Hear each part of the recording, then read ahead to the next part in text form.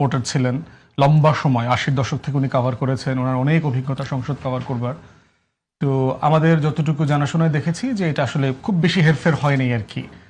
তো এর বাইরে হচ্ছে অনেকগুলো আলোচনা আর কি। একটা হচ্ছে যে ধরেন বিরোধী দল 11 দলীয় জোট কেন প্রার্থী দিল, আপনি ইনএভিটেবলি তো চাইলেই মানে পার্টি লাইন ক্রস করতে পারছেন না। তো এইটার ব্যাপারে আমরা যখন আলোচনা করেছি যেখানে কয়েকটা তর্ক জাতির সামনে আনা দরকার, তার ভিতরে একটা হচ্ছে যে এই যে একটা নির্বাচন হচ্ছে কিন্তু কাকে ভোট দেবেন সেটা আবার ভোটারদেরকে বলে দেওয়া হয়েছে, তাহলে আসলে is it at all an election? Election মানে হচ্ছে যে between the choices or among the choices আপনার you should have the right to select of your own, ওটা নাম হচ্ছে নির্বাচন। মানে আপনি একটা মাত্র চা দিয়া বলছেন যে এই চাটাই খেতে হবে, কিন্তু এই চা খাওয়াটার নাম দিয়েছেন আপনি ডিনার। মানে এটা তো প্র্যাকটিক্যালি পসিবল না আর কি। তো এই জন্য আসলে রাষ্ট্রপতি নির্বাচনের নামে যেটা হচ্ছে এটা আসলে constitutionally it's a misnomer kind of, যেটা শব্দের সাথে যেটা মিন করা হচ্ছে এটা যায় না আর কি। দ্বিতীয়ত যেটা হচ্ছে যে আর্টিকেল 70 নিয়ে কমিশনে আমরা প্রচুর তর্ক করেছি। আমরা কমিশনের যে প্রস্তাবনা ছিল দুইটা বিষয়ে রিজার্ভেশন ছাড়া বাকি সব কিছুই আপনার এক্সেম্পশন উঠিয়ে দিতে হবে। তার ভিতরে একটা হচ্ছে ফাইন্যান্স বিল, আর দ্বিতীয়ত হচ্ছে নো কনফিডেন্স ভোট। বিএনপির দলীয় পজিশন হচ্ছে আরো দুইটা আছে, যে জরুরি অবস্থা এবং যুদ্ধ লায়ক ন্যাশনাল ক্রাইসিস সিচুয়েশনে তাদের মানে পার্টি পজিশনে ভোট দিতে হবে আর কি। তো এইটা আবার আমরা একমত হইনি, বাট ওই দুইটা পজিশনের ব্যাপারে সবাই একমত হয়েছে। এবং ওই তর্কের পরেই কিন্তু নোট অফ ডিসেন্টের আইডিয়াটা আসছে যে কোনো দল যদি প্রস্তাবনার সাথে শতভাগ একমত না হয় তখন কি হবে। তখন আমরাই বলেছি যে ঠিক আছে, যতটুকু একমত হয়েছে ততটুকু লিখে বাকিটা নোট অফ ডিসেন্ট হিসেবে লিখে থাকবার হাইন্ডসাইড এক্সাম্পল তো আমাদের সামনে আছে। তো এই তর্কটা রিজলভ করবার একটা হিস্টোরিক্যাল অপরচুনিটি এখানে ছিল। মাননীয় প্রধানমন্ত্রী জানেন যে ওনার এখানে মানে শতভাগ ডমিনেন্স আছে পার্লামেন্টারি নাম্বারে, উনি চাইলে আসলে একটা কনসেনসাসের জন্য রিচ আউট করতে পারতেন বিরোধী দলের কাছে। এবং এমনও হতে পারত যে ধরেন বিএনপিতে অনেক সজ্জন ভদ্র মানুষ আছেন যারা রাষ্ট্রপতি হলে বিরোধী দলের এন্টায়ারটিতে কেউ প্রতিবাদ করবে না, কেউ অপোজিশন করবে না। তাহলে এই রিচ আউট করবার একটা সুযোগ আমরা মিস করলাম, যেহেতু ঐকমত্য কমিশনে এইটা নির্বাচন নিয়ে একটা আলোচনা কাঠামোগতভাবে হয়েছে। একটা বিষয় প্রস্তাব দেওয়া হয়েছিল যে রাষ্ট্রীয় সাংবিধানিক সংবিধিবদ্ধ প্রতিষ্ঠানগুলোতে অ্যাপয়েন্টমেন্ট দেবার ক্ষেত্রে একটা ক্রস সেকশন কমিটি কাজ করতে পারে কিনা, যারা সবাই মিলে ঐকমত্যের ভিত্তিতে একটা প্রফেশনাল অ্যাপয়েন্টমেন্ট হবে। বাংলাদেশ ব্যাংকের গভর্নর থেকে শুরু করে দুদক, তারপর নির্বাচন কমিশন, পিএসসি, রাষ্ট্রপতি, অ্যাটর্নি জেনারেল, সবগুলো বিষয়ে। তা আমাদের কাছে মনে হচ্ছিল যে এইটার একটা হিস্টোরিক্যাল অপরচুনিটি সরকার মিস করলো, যে এই যে দলীয় অ্যাপয়েন্টমেন্টের দিকে যাওয়া, বিরোধী দলও একই রকম আপনার দলীয় অ্যাপয়েন্টমেন্টের দিকে গেল। তা আমরা চাই প্রার্থিতা দেওয়ার মধ্য দিয়ে আসলে এই তর্কটা আসুক যে রাষ্ট্র কাঠামোতে, এবং জুলাই সনদে কিন্তু লেখাও আছে, একটা প্রভিশন পার্টিকুলার লেখা আছে রাষ্ট্রপতি নির্বাচনের ব্যাপারে, যে নির্বাচনের সময় উনি কোনো দলীয় ব্যক্তি হতে পারবেন না, এমন একজন ব্যক্তির ব্যাপারে একমত হতে পারে কিনা। কিন্তু ওখানে বিএনপি নোট অফ ডিসেন্ট আছে জুলাই সনদে। তো সেই জায়গাতে এই তর্কটা আলাপ করা যে আসলে এটা নির্বাচন কিনা, সংবিধান আর্টিকেল 70 দিয়ে কি নির্বাচনের দ্য আইডিয়া অফ নির্বাচনকে কন্ট্রাডিক্ট করছেন কিনা, এই কন্ট্রাডিকশনের মধ্য দিয়ে যারা বড় হচ্ছেন তারা কি আসলে ন্যাশনাল ইলেকশনে এই মনস্তাত্ত্বিক দলীয়পনার বাইরে উঠতে পারবেন কিনা, এই তর্কগুলো আমাদের আলাপ করা জরুরি। যে the president shall be elected শব্দটা বলে দেওয়া আছে, ইলেক্টেড। আবার আর্টিকেল 70-তে বলা হচ্ছে যে যেই এমপি দলের বাইরে ভোট দেবে তার সিট ভ্যাকেট হয়ে যাবে। বিএনপির 31 দফাতে সপ্তমে 7 নম্বর দফাতে বলে দেওয়া আছে আর্টিকেল 70 তারা সংশোধন করবে 4টা বিষয় ছাড়া। তার ভিতরে একটা হচ্ছে যে আপনার বাজেটে তার পক্ষে ভোট দিতে হবে, সরকারের পক্ষে, আস্থা ভোটে তার পক্ষে ভোট দিতে হবে, সংবিধান সংশোধন করতে গেলে তার পক্ষে ভোট দিতে হবে, জাতীয় নিরাপত্তা প্রশ্নে তার পক্ষে ভোট দিতে হবে। তাহলে বিএনপি যে 4টা জায়গাতে আর্টিকেল 70 সংস্কার করবার কথা বলেছে তার ভিতরে কিন্তু প্রেসিডেন্ট ইলেকশনের কথা বলা হয়নি, যে প্রেসিডেন্সিয়াল ইলেকশনে সে এইটার পক্ষে ভোট দিতে হবে। তাহলে এখন প্রশ্ন হচ্ছে যে তাহলে এটাকে আপনি যদি ক্লোজেস্ট নেন তাহলে জাতীয় নিরাপত্তার ইস্যু আছে, যে প্রেসিডেন্টের সাথে, প্রেসিডেন্ট যেহেতু মানে chief commander in chief arm forces, তো সেই জায়গায় তার অফিস একটা গুরুত্বপূর্ণ জায়গা, গুরুত্বপূর্ণ রোল প্লে করে। এবং এই যে কামাল ভাই মাঝখানে বললেন যে বিএনপির প্রেসিডেন্টের ইতিহাস খুব সুখকর নয়, সাত্তার সাহেব থেকে যদি শুরু করেন ইয়াজউদ্দিন সাহেব, বি চৌধুরী সাহেব সবার সাথেই দলীয়ভাবে বিএনপির সম্পর্ক আসলে শেষ পর্যন্ত ভালো ছিল না। একমাত্র সফল বলতে গেলে আসলে আব্দুর রহমান বিশ্বাস সাহেবকেই বলতে হবে। এবং এই ক্রাইসিসটা বিএনপি মাথায় রেখেছে। এবং এমন যদি হয়, ধরেন চুপ্পুকে সরাইতে তো সে ফেব্রুয়ারি মাসের 19 তারিখে পারত, প্রসেস ফলো করতে করতে হয়তো সংসদ বসছে, ধরেন সংসদ লাগবে, সংসদ হলে মার্চ মাসে সংসদ বসছে, আপনি মার্চ মাসে করতে পারতেন, করলেন না কেন? তাহলে বিএনপির এই সরানোর পিছনে দুইটা গুরুত্বপূর্ণ রিয়েলিটি তারা মাথায় রেখেছে। একটা হচ্ছে তাদের আগের অভিজ্ঞতার ভিত্তিতে কাকে প্রেসিডেন্ট করবেন সে অবশ্যই পলিটিক্যাল হইতে হবে, এবং ক্রিটিক্যাল টাইমে যেন সে তার পারপাস সার্ভ করতে পারে আগের অভিজ্ঞতার জায়গা থেকে। এখন উল্টা দিকে চিন্তা করেন, যদি 6 মাস কেন নিলেন? 5 বছরের টার্মের পরে আবার কেয়ারটেকার আসতেছে 3 মাসের জন্য, আমরা যদি মনে করি, ধরে নিই সবকিছু ঠিকঠাক মতো 1-2 মাসের ঝামেলা হইতে পারে, তাহলে ওই সময়টা, ঝামেলার সময়টা যেন বিএনপির প্রেসিডেন্ট থাকে এবং যে রোলটা প্লে করার কথা সেটা রোলটা প্লে করতে পারে, গিভেন যে কেয়ারটেকার প্রভিশন যেটা রিইনস্টেটেড হবে তার লাস্ট অপশন কিন্তু প্রেসিডেন্ট টেক ওভার করার মতো, যেটা আপনার 111 ট্রিগার করলো ইয়াজউদ্দিন আহমদ সাহেব টেক ওভার করার কারণে। অতএব সেই জায়গায় বিএনপির জায়গা থেকে এটা গুরুত্বপূর্ণ অবজারভেশন, কিন্তু এটা আমাদের জায়গা থেকে আবার ক্রিটিক্যালও হওয়া দরকার যে অ্যাপয়েন্টমেন্টের মধ্য দিয়ে ফিউচারে রাষ্ট্রীয় কোনো সংকট তারা তৈরি করবে কিনা, অথবা সংকট তৈরি হইলে দেশ ক্যাওটিক হয়ে যাবে কিনা। সেজন্য সেজন্য যে কনসেনসাসটা দরকার ছিল, কনসেনসাস থাকলে যেটা হতো যে এই পুরো কনভারসেশনে সংশয়টা থাকতো না। কারণ এর আগে আমরা দেখেছি হয়তো একজনকে পাওয়া যেত, কারণ হচ্ছে বিএনপির পাওয়ার ট্রানজিশনটা 2 দফায় পিসফুল ছিল না, তারা যথেষ্ট লেজে গোবরে করে ক্ষমতা ছেড়েছে। তো আমরা গত 6 মাসে অনেকগুলো ওয়াদার বরখেলাফ দেখে আমাদের অনেকের মধ্যে এখন এই সন্দেহটা তৈরি হচ্ছে যে ক্ষমতাটা আসলে পিসফুল্লি ট্রানজিশনটা হবে কিনা। সেই সংশয় রয়ে গেল। তখন কিন্তু চুপ্পুর নামটা তখন ডিক্লেয়ার করেন নাই, তখন সাংবাদিকরা জিজ্ঞেস করলেন যে কে হচ্ছেন রাষ্ট্রপতি, তখন সাংবাদিক উনি বলছেন যে আপনি। খেলা আছে।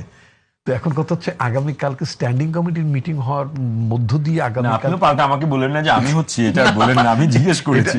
এটা আমি না, এটা আমি বলবো না, নিশ্চয়ই আপনি হচ্ছেন না, সেটা আমি ওটুকু অন্তত পক্ষে আমি জানি। আচ্ছা, তো এটা হয়তো দেখা গেল একেবারে মনোনয়নপত্র সাবমিট করার সময় হয়তো জানা যাবে, তার আগ পর্যন্ত তো পার্টি স্ট্র্যাটেজিক্যালি এটা ডিসক্লোজ করবে না। সুতরাং এই যে একটা হাইপ উঠেছে, এই হাইপটাকে আমি একটু অফিসিয়াল ভার্সন না আসা পর্যন্ত আপনি আসলে খুব একটা কমেন্ট করতে চান? খুব একটা না, আমি করছি না। এটা গেল এক। দুটো প্রশ্ন, দুটো আলোচনা। আমার মনে হয় রাষ্ট্রপতি এবং প্রধানমন্ত্রীর ক্ষমতার ভারসাম্যের বিষয়ে যেটা কামাল ভাই বলেছেন যে আপনাদের তরফ থেকে এক ধরনের প্রতিশ্রুতি বলি না, উনি সেটা বলতে চান না, আমি মনে করে দিয়েছি উনি সেটা বলতে। উনি বলছেন এরকম একটা বিষয় আছে না, আমি এর জন্য কেমন, আমি বলছি ওরকম কোনো বিষয় নাই, পাবলিকলি নাই। বিএনপি পলিটিক্যালি চিন্তা করেছে। আমাদের পার্টি প্রধান, সাবেক প্রধান বেগম দেশনেত্রী বেগম খালেদা জিয়া তিনি বলেছিলেন যে ভবিষ্যতে আমরা রাষ্ট্রপতি এবং প্রধানমন্ত্রীর দায়িত্বের মধ্যে একটা ভারসাম্যর বিষয়টা বিবেচনায় আনতে পারি। বিষয়টা হচ্ছে এই জায়গায় তো, এবং এটা এবং এই ওনাকে এটা কেউ করেনি, মানে অনুরোধও করেনি, চাপও দেয়নি যেটা আনা উচিত বা ইত্যাদি। মানে রিয়েল সেন্স সেটা হচ্ছে যে আপনার পার্লামেন্টারি ডেমোক্রেসিতে এই ধরনের ভারসাম্যের কোনো প্রয়োজনও পড়ে না। ইন্ডিয়াতে নাই, অনেক দেশেই নাই। আপনি অনেক যে প্রেসিডেন্টের নামই আপনি জানেন, এটা একেবারে টিপিক্যাল ওয়েস্টমিনিস্টার মডেল, আসলে সেখানে প্রাইম মিনিস্টারই। হ্যাঁ, রাইট। তো সুতরাং আপনার এটা, এই যে আমরা মানে অনেক বিষয়গুলো নিয়ে আমরা বেশি আলোচনায় চলে যাই। যেমন একটা আলোচনা আসছে যে প্রেসিডেন্টের ব্যাপারে মানে বিএনপির মানে না, কি বলে, বিএনপির অভিজ্ঞতা সুখকর নয়। বাংলাদেশে কোনো দলেরই প্রেসিডেন্টের অভিজ্ঞতা সুখকর নয়। আপনার পরিচয় করিয়ে দাও সিনিয়র সাংবাদিক উদ্দেশ্যে বলতে চাই। সেটা কি? সিনিয়রটাকে না বলাই ভালো। আচ্ছা, না, যেহেতু আপনাকে পরিচয় করি, সেটা হচ্ছে বাংলাদেশে আপনি যদি দেখেন ইমিডিয়েট আফটার ইন্ডিপেন্ডেন্স বাংলাদেশের প্রেসিডেন্ট কে ছিলেন? আবু সাইদ চৌধুরী। আবু সাইদ চৌধুরী কদিনের মাথায় আবু সাইদ চৌধুরী রিমুভ হলেন বঙ্গভবন থেকে। তারপর মোহাম্মদুল্লাহ সাহেব রাষ্ট্রপতি হলেন, তিনি কদিনের মাথায় থাকলেন? রাইট। তারপরে আপনার হলেন, কি বলে যে আপনার মানে আওয়ামী লীগের দলের নেতা মোস্তাক সাহেব, তাকেও আপনার আনতে হবে কারণ তার দলে লোকই তো, তাই না? আচ্ছা, তো এরপরে যদি আপনি শাহাবুদ্দিন সাহেবের কথা, যে অনেক ফেনিয়ে ঠেনিয়ে অনেক কথা বলেন, শেখ হাসিনা শাহাবুদ্দিন সাহেবকে যখন নমিনেট করলেন তখন অনেক আমরা একটা কনসেন্সাসের ভিত্তিতে মতনৈক্য, উনি তো আবার অনেক প্রগল্ভ কথাবার্তা বলতে পছন্দ করতেন। শাহাবুদ্দিন বিচারপতি শাহাবুদ্দিনকে যখন প্রার্থী করা হলো তখন অনেক মানে গুণবাচক ইতিবাচক যত কথাবার্তা আছে, উনি একটা মহান কাজ করে ফেলছেন, এটাকে স্টাবলিশ করতে যা যা বলার সবই বলছেন। বলার পরে তার ভাষ্য অনুযায়ী তার এক্সপেরিয়েন্স সুখ করছিল না, তার ভাষ্য অনুযায়ী। কারণ শাহাবুদ্দিন সাহেব নিজের মতন করে কিছু কথা বলতে চাই না, সেই অভিজ্ঞতাগুলো তো নিশ্চয়ই এবারের রাষ্ট্রপতি। আমি বলতে চাচ্ছি এটা, যে যদি এই যে বিএনপির বেলায় যেটা বলা হচ্ছে যে বিএনপির সবারই মুসিবতের অভিজ্ঞতা আছে, এরকমই তো বলতে আমি বলতে চাচ্ছি যে যদি এটাকে যদি আপনি মনে করেন যে এটা একটা বিটার এক্সপেরিয়েন্স, হ্যাঁ, তাহলে বাংলাদেশের পলিটিক্যাল পার্টি বিশেষ করে যারা গভর্ন করেছেন তাদের সবারই আসলে তাদের কম বেশি এরকম ধরনের কিছু অভিজ্ঞতা আছে। সেজন্য একটা রাজনৈতিক দলের সরকারের পলিটিক্যাল গভর্নমেন্টের উচিত নিঃসন্দেহে তার দলীয় লোকজনকেই দলের মধ্যে,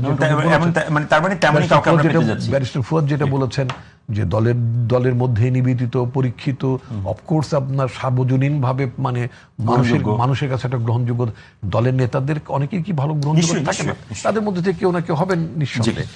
এক, দ্বিতীয় আমার আরেকটা ব্যাখ্যা আছে, এই যে মানে 20 তারিখে মানে অগাস্টের 20 তারিখে যেটা প্রেসিডেন্ট নির্বাচনের ব্যাপারটা, বিটার এক্সপেরিয়েন্সের প্রসঙ্গ যেটা বললেন, আপনি যদি অনুমতি দেন একটা সম্পূরক প্রশ্ন করি, সেটা হচ্ছে সেই এক্সপেরিয়েন্স থেকে কি মানে যেই সময়ে রাষ্ট্রপতি শাহাবুদ্দিনকে পদত্যাগের জন্য একটা আন্দোলন হয়েছে, তারও মেলা সময় পরে গিয়ে মানে সে হয়তো আরো আগেই পদত্যাগ করতে পারতো, এরকম কিনা সেই বিটার এক্সপেরিয়েন্স? বিচারপতি শাহাবুদ্দিন না, রাষ্ট্রপতি যিনি চুপ্পু শাহাবুদ্দিন, আমি মাত্র যিনি পদত্যাগ করলেন স্বাস্থ্যগত কারণে, মানে একজনকে ভাবে চিন্তা হইতো।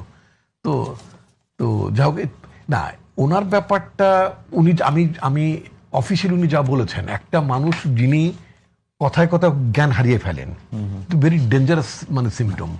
একটা মানুষ যখন, উনি নিজেই বলেছেন ওনার নিজের যে চিঠি, উনি সেটাই এখন প্রশ্ন যে উনি জ্ঞান হারানোর সময়কালটা এই সময় এলো কেন? সেই জ্ঞান হারানোর সময়কালটা আরো আগে।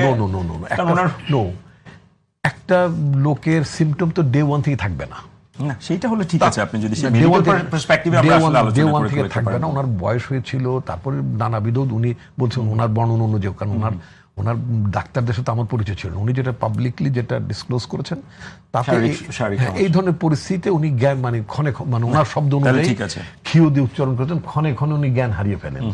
তো ক্ষণে ক্ষণে যেই ব্যক্তি জ্ঞান হারিয়ে ফেলেন তখন তো তাকে মানে রাষ্ট্রের প্রতি হিসেবে, রাষ্ট্রপতি হিসেবে তাকে রাখার কোনো জাস্টিফিকেশন, চিকিৎসার দরকার আছে, সেটা উনি বলেছেন। হ্যাঁ, তো এটা মানে শুধু আমি মনে করি সবচেয়ে বড় কথা যেটা হচ্ছে উনি যে একটা সঠিক সিদ্ধান্ত নিয়েছেন যে জ্ঞান হারানোর পরে ওনার আর থাকা উচিত না। আচ্ছা, আমি যে কথাটি বলতে চাচ্ছি যে বিএনপি এখানে মানে 6 মাস পরে চুপ্পু সাহেবকে রেখে অথবা পরবর্তী নির্বাচনে নিজেদের দলীয় প্রেসিডেন্টকে রাখার যে একটা মৃদু আলোচনা বিভিন্ন মহল থেকে আছে, ব্যারিস্টার ফুয়াদ একটু মানে বিষয়টা তুলেন। বিষয়টা যদি ওরকমই যদি হতো, আমি আপনাকে বলতে চাই, বিষয়টা যদি ওরকমই যদি হতো, আমরা অগাস্ট মাস না চুপ্পু শাহাবুদ্দিন করলেন, পদত্যাগ করলেন, সেখান থেকে আমাদের সময় ছিল 90 দিন। আমরা তো আমাদের তো রাষ্ট্রপতি নির্বাচিত করার মতো তো আমাদের আছে, কি বলে, আমাদের সংখ্যাধিক্য আছে। আমরা তো একেবারে 90 দিনের 27 দিনের মাথায় কাজটা করতে পারতাম। আমরা আরো 1 মাস বেশি পেতে পারতাম, 1.5 মাস বেশি পেতে পারতাম। তাহলে আমরা সেটা এখনো যিনি ভারপ্রাপ্ত আছেন তিনি তো মানে ভারপ্রাপ্ত, আপনি যেটি বলছেন যে উনার পদত্যাগের পরে তাৎক্ষণিকভাবে আপনারা 90 দিন, হ্যাঁ, তারপর থেকে 90 দিন। তাহলে আমি তো 90 দিনটাকে এক্সজস্ট করতে করিনি। আমি 90 দিন এক্সজস্ট করিনি, এখনো পারতেন, আপনারা পারতেন। যেহেতু আমরা করিনি, তাহলে ওই যে মানে আরো বেশি দিন পরবর্তী নির্বাচনের পরবর্তী এইটা আমরা ওই ধরনের ইন্টেনশন, আমরা মূলত চুপ্পু শাহাবুদ্দিনের অসুস্থতা, ক্ষণে ক্ষণে জ্ঞান হারিয়ে ফেলছিলেন, ওই ধরনের আমাদের মানে ওই যে বঙ্গভবনটাকে আমরা নিরাপদ রাখতে চেয়েছি, বুঝতে পেরেছি। সেজন্য আমরা আরেকটি প্রসঙ্গ, এটিও খুব গুরুত্বপূর্ণ প্রসঙ্গ। প্রধানমন্ত্রী তারেক রহমানকে 2টি আমন্ত্রণ জানিয়েছে ভারত, এটি বলছে রণদীপ জয়সওয়াল। কামাল ভাই, আপনার কাছ থেকে শুনতে চাই, সেটি হচ্ছে গণমাধ্যম। আমি আবারও, যেহেতু আমরা গণমাধ্যমের কর্মী বা গণমাধ্যমের, না বলা ভালো, আমি সবসময় বলেন যে সংবাদ মাধ্যম। আচ্ছা, সংবাদ মাধ্যম, গণমাধ্যম তো থ্যাঙ্ক ফর কারেক্টিং মি। সংবাদ মাধ্যমে যে সংবাদগুলো উঠে এসছে, সেখানে কয়েকটি জাতীয় দৈনিক যেটি হেডলাইনই করেছে প্রধানমন্ত্রী ব্রিক্সের শীর্ষ সম্মেলনে যোগ দিচ্ছেন না। তার ভিত্তিতে জয়সওয়ালকে প্রশ্নটা করা হয়েছিল যে আপনারা প্রধানমন্ত্রীকে আসলে আমন্ত্রণ কটা জানানো হয়েছে? আমন্ত্রণ জানানো হয়েছে দুটা। একটা হচ্ছে বিমস্টেকের প্রধান হিসেবে আউটরিচ সেশনের জন্য, আরেকটা হচ্ছে দ্বিপাক্ষিক সফরের জন্য। তো এই যে সংবাদ মাধ্যমগুলিতে যে খবরগুলো আসছে যে উনি একেবারে যাচ্ছেন না, এইটা আসলে কিসের ইঙ্গিত যদি শেষ পর্যন্ত এটি হয়? জি, বিষয়টি একদিকে স্পর্শকাতর, খুবই। আরেকদিকে অতি কূটনীতিক। কূটনীতির চেয়েও কূটনীতি এখানে বেশি আছে। তো আবার যখন আপনার মধ্যে অনাস্থা ঘটবে, আমি যদি আপনার ডানে বামে গিয়া 2 বার কেন পত্র দেই, 5 বার 7 বারও যদি দেই, আপনি সম্ভবত খুব প্রশ্নবিদ্ধ হবেন নিজে নিজে যে আমি এত ভালো কেন, বারবার সালাম দেই কেন। না, প্রথম পত্র যেটি, এই পত্রটি কিন্তু ভারতের প্রধানমন্ত্রী নরেন্দ্র মোদী, আমাদের যেটি একেবারে মানে পররাষ্ট্রমন্ত্রীর কোর্ট, আমাদের প্রধানমন্ত্রীকে একটি চিঠি লিখেছেন এবং সেই চিঠিটা আমাদের সরকার গঠনের দিন হস্তান্তর করা হয়েছিল। তার মানে দ্বিপাক্ষিক সফরের জন্য যে আমন্ত্রণ, সেটা একেবারে সরকার গঠনের প্রথম দিনই সরকার পেয়েছে। আর বিমস্টেকের যে মানে সম্মেলনের প্রধান, বিমস্টেকের প্রধান হিসেবে উনি যে ব্রিক্সের শীর্ষ সম্মেলনে আউটরিচ সেশনে যাওয়ার জন্য, সেটা পরে এসছে। অর্থাৎ যখন সন্দেহ, অবিশ্বাস, অনাস্থা তৈরি হবে, তখন এই নানান কথা আসবে। যখন বিমস্টেকের কথা আসে, ব্রিক্সের কথা আসে, ফাঁকে দিয়ে তো আরো কথা আছে, এই দুইটারে বাদ দিয়ে, যে ভারতে আছে 140 কোটি, আমাদের এখানে আছে 20 কোটি, আসেন আমরা 160 কোটি এক হয়ে যাই। এই বার্তা তো দিয়েছেন যিনি নতুন আমাদের এখানে হাই কমিশনার হয়েছেন, দীনেশ ত্রিবেদী। জি, শুনতে তো ভীষণ মজা। তো আমাদের একটা সার্ক ছিল, ওইটা কই? ওইটারে বাদ দিয়া এখন এই 160-এর হিসাব মিলাচ্ছেন কেন? 200 কোটি করে ফেলতে পারেন। হ্যাঁ, অর্থাৎ আপনি মূল জিনিসকে কিন্তু আড়াল করে দিচ্ছেন। আবার আপনি আন্তরিকতা দেখানোর জন্য সড়ক পথে আসলেন হাঁটতে হাঁটতে। এখানে যোগদানের পর 2 দফায় কিন্তু আবার ভারতে গেছেন, যে এখানে বৈঠকে কি হয়েছে, সবশেষ মিটিং এর পর প্রধানমন্ত্রীর সাথে দেখা করে দৌড় দিয়েছেন, অর্থাৎ আকাশ পথে গেছেন। এটা কিন্তু আর সড়ক পথে যান নাই। এগুলো কিন্তু খেয়াল করবার বিষয় আছে। অর্থাৎ আপনি যখন গোলমাল পাকান, দায়িত্ব বেশি হয় যিনি গোলমাল পাকান, এই গোলমাল সারানোর দায়িত্ব তার বেশি। কখনো কখনো তাকে কিন্তু একটু কাফফারাও দিতে হয়। তো ভারত সাম্প্রতিক সময়ে যে তথ্যগুলো দিচ্ছে বা যে আশ্বাস দিচ্ছে, সর্বশেষ যেটা যোগ করেছে যে সম্পর্ক হবে ভবিষ্যতে ভারতের জনগণের সাথে বাংলাদেশের জনগণের, বিশাল কথা কিন্তু, যেটার জন্য গত 15-16 বছর অনেক কান্নাকাটি করেছে বাংলাদেশের মানুষ, যে ভারতের সাথে সম্পর্কটা জনগণের সাথে জনগণের হোক। কিন্তু ভারত সম্পর্কটা করেছে একটি দলের সাথে, একটি দলের প্রধানের সাথে। দেখেন কত বৈপরীত্য। তো ওই জায়গা থেকে যে ভারত একটু একটু সরে আসছে সাদা চোখে, এটা কিন্তু ইতিবাচক।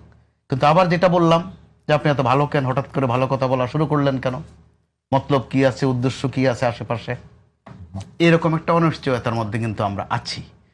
তার উপর আপনি যেটা গণমাধ্যম বললেন, রিপন ভাই সংবাদ মাধ্যম বললেন, এই ফাঁকি দিয়ে যদি আমি গণমাধ্যমের চরিত্র গত 15-17 বছর ছিল না, আমি এই ফাঁকে যদি আমি আবার প্রচার মাধ্যম বলা শুরু করি, কোনোটাই ফেলতে পারবেন না। রাইট, পত্রিকাই বলেন, সংবাদপত্রই বলেন, সবচেয়ে নিরাপদ অবলিক দিয়ে লিখতে থাকেন। তো এখন প্রত্যেকটাই কমন পড়বে কারো না কারো কাছে। তো ওই রকম জায়গায় ভারত নিশ্চয়ই উপলব্ধি করবে যে সে তার 3-4 দিকের সবার উপরে ছড়ি ঘুরিয়ে তার কি অবস্থা হয়েছে। আর 5 আগস্ট এটা পরিষ্কার, শুধু আওয়ামী লীগের পতন হয়নি, শুধু শেখ হাসিনার পতন হয়নি, ভারতের একটা পতন কিন্তু এখানে হয়েছে। ভারত নিশ্চয়ই সেটা উপলব্ধি করছে এবং করবে। তাদের গোয়েন্দা প্রধান এখানে সফর করে গেছেন। অনেক, সেটা তো তথ্য উপদেষ্টা বলছেন যে রুটিন সফর। হ্যাঁ, রুটিনই, আমরা তো রুটিনের বাইরে বলছি না, সবকিছু রাষ্ট্রীয় রুটিনে আমন্ত্রণে আসছিলেন, আমন্ত্রণে আসছিলেন। কিন্তু সময়টা কখন বুঝে নিতে হবে, সময়টা কিন্তু একটা ফ্যাক্টর। এগুলো কাজ করে, নানান প্রশ্ন আসে। ওই সংবাদ মাধ্যম বা প্রচার মাধ্যমের মধ্যে এমন একটা বিষয় ঘটেছে গত কয়েকদিন, আপনি দেখেন ওই যে ফটো কার্ড নামে একটা আছে, গাজী টিভির নামও আসে মাঝে মধ্যে, জি টিভির নামেও আসে, আমি যেখানে চাকরি করি সেটার নামেও আসে, একটু বিকৃত করে দেয় কিভাবে যেন, যমুনা টিভির নামে আসে। কি আসছে ওখানে আসছে যেটাই আসে এটা প্রচুর শেয়ার হয়, লাইক হয়, একদিন পরে হয়তো মানুষের হুঁশ হয় তারেক রহমান ডেকে নিয়ে গিয়ে ওই ফাঁকে শেখ হাসিনারা পাঠিয়ে দিবে এখানে, এরকম ফটোকার্ডও আসছে। তো ফটোকার্ড ছাড়ার তো এক ধরনের স্বাধীনতা আছে, আবার বিশ্বাস করতেও কিন্তু বাধা নাই, মাথা নাড়তেও বাধা নাই, 3 দিন পরে আবার বুঝ জ্ঞান আসতেও বাধা নাই। এরকম একটা অবস্থার মধ্যে যে আমরা আছি, ঠিক এইরকম এক উত্তেজনার মধ্যে আজকে যেটা ঘটেছে, আপনি ভেবে দেখেন তো, বরিশালে আদালতের সামনে বোমা বিস্ফোরণ, বিস্ফোরণ হয়েছে। ঢাকার পাশে ওখানে বোমা উদ্ধার হয়েছে। কোথায়? আবার মসজিদের সামনে, সাথে আবার কি কোরআন শরীফ। আপনি দেখেন কতগুলো উপাদান এখানে, গাঁথনিটা কিরকম। অর্থাৎ এখানে আরেকটা কার্ডের কারবার কিন্তু আমরা খেয়াল করছি। একসময় বাংলাদেশে কিন্তু এগুলো ঘটেছে, ঘটতে ঘটতে এমনই ঘটেছে জঙ্গি কার্ড দিয়ে কখন কাকে কিভাবে ঘায়েল করা হয়েছে এগুলো বেশি দিন মানুষের ভুলে যায়নি এখনো মনে কোনোটা দাগ কাটে। কিন্তু কিভাবে একটা বাড়িকে জাহাজ বাড়ি আমরা বানাবেন। আপনার কার্ডের রাজনীতি এবং এর গল্প, পেছনের গল্প সেটা না বললেও চলতো, সেটা আলাদা কথা, সেটা অন্য বিতর্ক, না বললেও চলতো। কিন্তু একটা যারা পার্টির লয়ালিস্ট, যারা একজন মনে করেন আমি তো নির্বাচন করি নাই, কথার কথা করি নাই, মানে আমাদের নির্বাচন করার সুযোগ ছিল না, তো হোয়াট এভার, আমি একটা পার্টির সদস্য, তো আমি কি আমার পার্টির ডিসিপ্লিনের বাইরে আমার যাওয়ার কোনো সুযোগ আছে? নাই। আমি বা আমি ইন এ ব্রডার টার্মস আমি হয়তো মানে অনেক কিছু হয়তো আমি করতে পারবো, মানে আমার অপিনিয়ন আমি তুলে ধরতে পারবো, বাট সেক্ষেত্রে আমাকে বলতে হয় যে এটা হচ্ছে আমার ব্যক্তিগত মত, তাই তো? আচ্ছা, তো আমি যেটা মনে করি যে আমরা তো আসলে অনেক বেশি কিছু আশা করি, মানে অনেক বেশি কিছু আশা করি, মানে সাধ্যের বাইরেও আমরা অনেক কিছু আশা করি। যেমন ধরুন, আমি আবার জামাতের অপিনিয়ন যেটা শুনলাম, তারা যেটা বললেন যে মানে ওনাদের অ্যাসিস্ট্যান্ট জেনারেল সেক্রেটারি মিস্টার আজহার বোধহয়, উনি বলেছেন যে যদি নির্বাচনের ব্যাপারটা, মানে প্রতিযোগিতার ব্যাপারটাই যদি না থাকে তাহলে এটা নির্বাচন বলে মনে হবে, মানে একটা মেরে ব্যাপার হয়ে যাবে আর কি। তো হোয়াট এভার, আমি ব্যক্তিগতভাবে মনে করি যে আমরা রাষ্ট্রপতি তো একেবারেই মানে সর্বোচ্চ ব্যক্তি, তার নামই তো সবকিছু হয়, মহামান্য। হ্যাঁ, এবং তিনি তার কাছ থেকে মন্ত্রীর শপথ নেন, প্রধানমন্ত্রী শপথ নেন, প্রধান বিচারপতি শপথ নেন, তাই না? এটা তো অত্যন্ত গুরুত্বপূর্ণ পদ তো বটেই, অলংকারিক পদ হলো তো একটা গুরুত্বপূর্ণ পদ। তো এই গুরুত্বপূর্ণ পদে যদি আমরা একটা কনসেনসাসের ভিত্তিতে যদি আমরা করতে পারি ভালো। এর আগেও যে হয়নি তা না, আবার আমরা যেটা 91 সালে আব্দুর রহমান বিশ্বাস বিএনপির প্রার্থী ছিলেন, অন দ্য আদার হ্যান্ড বা তৎকালীন অপোজিশন তারা সবাই মিলে তার একটা প্রার্থী দিলেন জাস্টিস বদরুল হায়দার চৌধুরীকে। জাস্টিস বদরুল হায়দার চৌধুরী আওয়ামী লীগের নমিনেটেড প্রার্থী ছিলেন, এবং মানে he went to Jamaat chief Golam Azam সাহেবের কাছে যে তার সমর্থন দোয়া প্রত্যাশা করেছেন, তাই না? এগুলো তো আছে। তো আমি বলতে চাচ্ছি যতক্ষণ পর্যন্ত আপনার এই সাংবিধানিক কাঠামোর মধ্যেই আপনি নির্বাচন করবেন ততক্ষণ পর্যন্ত এটাই আপনার অনুসরণ করার বাইরে কিছু নেই। সুতরাং অপরচুনিটি আমরা মিস করি না, আমরা অপরচুনিটি অন্য ক্ষেত্রে মিস করেছি। মানে অনেক বিষয়গুলো আপনার সংস্কার আলোচনার মধ্যে, যখন সংস্কার নিয়ে আলোচনা হচ্ছিল সেই আলোচনাগুলোর মধ্যে অনেক কিছু আসতে পারতো। যেমন ধরুন, আপনি তো বহু দেশ ঘুরেছেন, পড়াশোনা করেছেন, আপনি নিশ্চয়ই জানেন যে উন্নত গণতন্ত্রে ভারতকে এখন আমি খুব উন্নত গণতন্ত্র বলি না এখন আর, কারণ যেই দেশে সংখ্যালঘুরা নিরাপদ থাকে না, অন্য বর্ণ জাতপাতের লোকরা নিরাপদ থাকে না, তখন আর সেটা উন্নত গণতন্ত্র থাকে না। হোয়াট এভার, এক ধরনের ভোটিং এক্সারসাইজ তাদের মধ্যে আছে। সেই দেশটার কথা যদি আপনি চিন্তা করেন, তাদের পার্লামেন্টের মেম্বাররা অধিবেশন শেষ হয়ে যাওয়ার পরে they are going to their respective places. আমেরিকাতে যখন আপনার অধিবেশন শেষ হয়ে যায়, ব্রিটেনও তাই। এই মানে আমাদের দুর্ভাগ্য, আমাদের এই ছোট্ট দেশটাতে আমাদের এমপি সাহেবরা যারা ধরেন মানে একটা নাম বললে তারপর সেখানকার এমপি সাহেব মাইন্ড করবেন, মানে একটা এলাকার নাম যদি আপনার দলের এমপি সাহেবরা মাইন্ড করতে পারে যদি ভুল, তারপর আমি বলি, তাহলে বলেন, তারপরও বলি, মানে কোনো এলাকার নাম না বলে যদি বলি যে জায়গাটার নাম হচ্ছে হোস্টেল। আমরা তো হলে থাকতাম, কিন্তু ওটাকে আমাদের পার্মানেন্ট প্লেস ছিল, এমপি হোস্টেল, তাই না? আমাদের ছাত্রদের মধ্যে যারা বিয়ে থা করেছিল তারা কি বোর্ড নিয়ে থাকার কোনো সুযোগ ছিল ইউনিভার্সিটি ডরমিটরিতে? ছিল না, তাই না? তো এখন এমপি হোস্টেলে আপনি অধিবেশনকালে থাকবেন, কাছাকাছি থাকবেন, তাই না? আইন প্রণয়ন করবেন, রাত ভরে অধিবেশন হতে পারে হয়তো, তারপর আপনি কনস্টিটিউয়েন্সিতে চলে যাবেন, তাই আপনার অধিবেশন শেষ হয়ে ওখানে চলে যাওয়ার কথা, সেখানে আপনি গেলেন, যাচ্ছেন না। এখন এখানে আরো কি করলেন, একেবারে বাক্স পেটটা নিয়ে আসলেন, ব্যক্তিগত ব্যবহার্য কাপড় গাড়ি বন্ধ করে দিয়েছেন, ফুয়েলেরও প্রাইস হাই, তাহলে গেলে তো আবার সেলফ কস্টিং এ যেতে লাগবে। তারা এটার জন্য ট্রাভেল কস্ট পান, অনেক কিছু পান। একই সাথে যদি আমি এটাও যদি বুঝি আমি মানে আমি শুনবো নিশ্চয়ই রিপন ভাই আপনার কাছ থেকে আবারও শুনবো। আমি সোজা কথা আমরা মোশাররফ ভাই আপনার কাছ থেকে অনেকগুলো অপরচুনিটি আমরা মিস করেছি সেটা বলছি। মোশাররফ ভাই আপনার কাছ থেকে শুনতে চাই সেটি হচ্ছে মোটামুটি এটি নিশ্চিত যে একটা নিয়ম রক্ষার নির্বাচন, যেটা ফুয়াদ ভাই বললেন যে আপনি নাম দিচ্ছেন ডিনার দিচ্ছেন শুধু রং চা, তো সেই ক্ষেত্রে জামায়াত সহ এনসিপি জোট প্রার্থী দিল কেন? জি ধন্যবাদ আপনাকে। বিষয়টা একটু বেশি প্রাসঙ্গিক করে তুলেছেন চিফ হুইপ সাহেব। তিনি যদি 70 অনুচ্ছেদের কথা মনে করিয়ে না দিতেন হয়তো আমরা ভুলেও যেতাম যে ওখানে যে হানাতে কাজটা হয়ে যায়, কণ্ঠভোটে কাজটা সেরে যায়। আসলে ইলেকশন বলতে কিছু হয় না, ওটা সিলেকশন। তারপরও রিপন ভাই একদম যথার্থ বলেছেন, একটা বিচারপতি বদরুল হায়দার চৌধুরীর কথা এনেছেন। সেরকম কিছু কি এবার হবে যে দোয়া চাইতে যাবেন আপনার কোনো প্রার্থী? দোয়া চাইতে তো সমস্যা নাই, দোয়া দুনিয়ার দোয়া আছে, আখেরাতের দোয়া আছে, যার কাছে যেটা কমন পড়ে। আমরা তো দোয়ার মধ্যে একটা দোয়া সবাই খুব বাছাই করে নিয়েছি, কোরআন হাদিস দৃষ্টি অনেক দোয়া আছে, কিন্তু আমরা বাছাই করেছি বেশি ফিদ দুনিয়া হাসানাতাও অফিল আখেরাতে হাসানা, অর্থাৎ দুনিয়ার হাসানা চাই, আখেরাতেও হাসানা চাই, তো দুইটা একসাথে চাই, কোনোটা যেন ছাড় না যায়। যেটা কমন পড়ে এটা বেশি কমন পড়েছে। তো বিচারপতি বদরুল হায়দার চৌধুরীর সময় যেটা হয়েছিল, তো চর্চাটা শুরু হয়েছিল যে ভোট চাওয়া মানে নির্বাচন অর্থটা পরিপূর্ণ করে। কিন্তু এবার যখন তিনি একদিকে 70 অনুচ্ছেদের কথা মনে করিয়ে দিয়েছেন, একটা প্রশ্ন জাগে যে কোনো কিন্তু বিএনপির কাছে ভোট চাইতে আসেন নাই, উনি জামাতের কাছে গিয়েছেন, অর্থাৎ এমপিদের কথা মনে করিয়ে দিয়েছেন। এই মনে করানোর দরকারটা পড়লো কেন? কারণ সংস্কারের ইস্যুটা তো এখনো রিজলভ হয়নি। প্রশ্নটা এখানেই। বিএনপির 31 দফায়ও কিন্তু 70 অনুচ্ছেদের কথা বলা আছে। আবার আছে বিএনপি এর আগে যে 27 দফা দিয়েছিল, আন্দোলনের যে 27 দফা, ওখানেও আছে। এটা একটা সৌন্দর্য। আবার আছে খুব প্রাসঙ্গিক যে রাষ্ট্রপতি এবং প্রধানমন্ত্রীর মধ্যে ক্ষমতার ভারসাম্য আনার একটা বিষয়। নানান কারণে এই মহামান্য কিন্তু খুব প্রাসঙ্গিক। একদিকে এক মহামান্য একটু ভুল হবে এই ধরনের কথা বললে। এই ধরনের কোনো বিষয় নাই। বিষয়টা হচ্ছে যে বিএনপির তরফ থেকে বলা হয়েছে যে প্রধানমন্ত্রী এবং রাষ্ট্রপতির ভবিষ্যতে না দায়িত্বের ক্ষেত্রে একটা ভারসাম্য আনার কথা তারা ভাববে।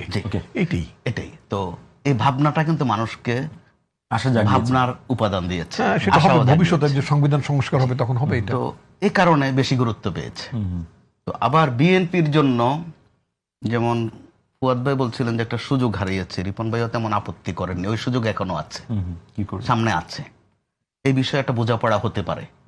আবার জামাত বা এনসিপি যে প্রার্থী দিয়েছে, এটাও তো নির্বাচনের একটা ফ্লেভার, এটার মধ্যে আনন্দ আছে, একটা নির্বাচন ভাব আছে। যাকে প্রার্থী দিয়েছে তার ব্যাপারে আপনার কোনো কমেন্ট আছে কিনা? তাদের দলীয় সিদ্ধান্ত ওইটাই চূড়ান্ত, আর তাদের জন্য তো এটাই প্রথম, এই ধরনের নির্বাচনে নিজেদেরকে উপস্থাপন করা এটাই প্রথম। আবার প্রসঙ্গক্রমে আলোচনা আমরা এরকম ভাবে আলোচনাটা করতে পারি কিনা, জামায়াতও তো ধরেন আপনার 65+ আসন পেয়েছে, তারা এমন একজনকে দিয়েছে যিনি একসময় বিএনপির মন্ত্রীও ছিলেন। তো তাদের এবং তাদের দলের ভেতর থেকে কাউকে পাওয়া গেল না, সেটা আপনার কাছে কিসের? নিশ্চয়ই তারা এখানে একটা বিউটি খুঁজেছেন, যেমন সৌন্দর্য খুঁজেছেন। কর্নেল অলি আহমেদ আলোচিত ব্যক্তি, প্রেসিডেন্ট জিয়াউর রহমানের খুব ঘনিষ্ঠজন ছিলেন, কাছের মানুষ ছিলেন। মানে এটা কি স্ট্র্যাটেজি? একটা স্ট্র্যাটেজি, রাজনীতিতে কিছু কৌশল তো থাকবে, কিছু মার্কেটিং থাকবে। সোজা যদি বলতে যাই, তো তারা এই মার্কেটিংটুকু করবে। সেল আইটেম আর একটা বিষয় থাকে রাজনীতিতেও, বা প্রেজেন্টেশন বলতে একটা শব্দ থাকে, আমরা মিডিয়াতে বেশি ব্যবহার করি প্রেজেন্টেশন শব্দটা, ওখানেও প্রেজেন্টেশন আছে। কে কি উপস্থাপন করবে, সেটার বাজার দর কতটুকু, সেটা মৌসুমের সাথে কতটুকু যায়, সেটা জামাত করবে। তো ওই অভাবে যদি আমরা নেই যে হ্যাঁ জামাত নির্বাচনে সামিল হয়েছে, কিন্তু যখন চিফ হুইপ মনে করিয়ে দিলেন, মনে করিয়ে তো দিতেই পারেন, কারণ বিএনপির বাস্তবতা হচ্ছে, রিপন ভাই যথার্থ বলেছেন, বিএনপির বাইরে যাওয়ার সুযোগ তো নেই, কারোরই নেই বর্তমান কাঠামো। জামায়াতও বলেছেন, জামায়াতেরও কেউ আসলে এরপরও ধরেন নানান আবহাওয়ার কারণে, অসুখ বিসুখের কারণে বিএনপির অর্ধেক মাননীয় যদি না আসেন, মহাশয় নির্বাচনে কোনো সমস্যা হবে না, এতই আসন আছে। সেটা তো নির্ভর করবে মাননীয়দের কণ্ঠের উপর, তারাই ভোটার। তো মহামান্য এতই প্রাসঙ্গিক এখন। প্রথমত একজন বিদায় হয়েছেন, সুন্দর বিদায় হয়নি, দীর্ঘদিন আলোচনার মধ্যে ছিলেন, রাজনীতিতে একটা ঘটনা হয়ে থাকলো। সামনে কিন্তু আমাদের অনেক কিছু আছে, রাজনৈতিক অনেক বিষয়াদি আছে, কেয়ারটেকারের আগেও কিছু বিষয়াদি আছে। আওয়ামী লীগের রাজনীতি কার্যক্রম নিষিদ্ধ, আওয়ামী লীগ নিষিদ্ধ নয়, ওখানেও রাষ্ট্রপতির কিছু বিষয় আশয় থাকে। একটা সময় আমাদের একজন মহামান্য বলে গিয়েছিলেন যে আমার জন্য তো আর কাজ থাকলো না, আমার তো দুইটা কাজ। কি? যে একটা হচ্ছে মাঝে মধ্যে মাছের পোনা অবমুক্ত করা আর জানাজা পড়তে যাওয়া। পুনঃমুক্ত করার কথা বলেন আমার যদ্দূর মনে আছে। ওটা বলেন নাই না, আপনি একটু স্যাটারিক্যালি বলতে পছন্দ করেন। পুনঃমুক্ত করার কথা কোনো আচ্ছা, আমরা চেক করে নিব। বলেন না, না, জানাজা দিয়ে কখনোই আপাতত চালাতে তো হবে। অর্থাৎ উনি কাজটা বলেছেন সীমিত যে- করে ফেলা হয়েছে, এই হচ্ছে বিষয়টা। কাজের পরিধি অনেক ছোট করে ফেলা হয়েছিল। তো ওই জায়গায় যদি একটা ভারসাম্য আসে, কাজের পরিধি বাড়ানো হয়, জি। মাঝে দিয়ে কিন্তু এর ফাঁকে নেপাল নিয়োগেরও একটা কথা বিষয় হয়েছিল। আছে, বিষয় আছে। অনেক কাজ আছে সামনে। তো সেই ক্ষেত্রে রাষ্ট্রপতি নিয়োগের অভিজ্ঞতা বাংলাদেশে বিএনপির যে মাত্রায় আছে, আর কোন দলের ওটা নেই। বিএনপি বাংলাদেশে বিচারপতিকে রাষ্ট্রপতি বানিয়েছে, সিম্পল একজন অ্যাডভোকেটকে রাষ্ট্রপতি বানিয়েছে, শিক্ষাবিদকে রাষ্ট্রপতি বানিয়েছে, বিশেষজ্ঞ চিকিৎসককে রাষ্ট্রপতি বানিয়েছে। তো কোনটার কি বরকত, কোনটার কি ফলাফল হয়েছে, বিএনপি কিন্তু খুব ভালো করে জানে। দুইটা সমান্তরালে চলেছে। আমি এই বিষয়টা নিয়ে একটু আবারও আসাদুজ্জামান ফুয়াদ ভাই আপনার কাছ থেকে শুনতে চাই। এবারের মানে হয়তো আগামীকালই জানা যাবে বিএনপির পক্ষ থেকে চূড়ান্ত মনোনয়ন যিনি পাবেন তিনি নিশ্চিততরভাবে রাষ্ট্রপতি হতে যাচ্ছেন। মানে এই রাষ্ট্রপতি কতখানি ক্রিটিক্যাল বাংলাদেশের আগামী দিনের জন্য? দেখেন, আর্টিকেল 48(1) যেটা বলা আছে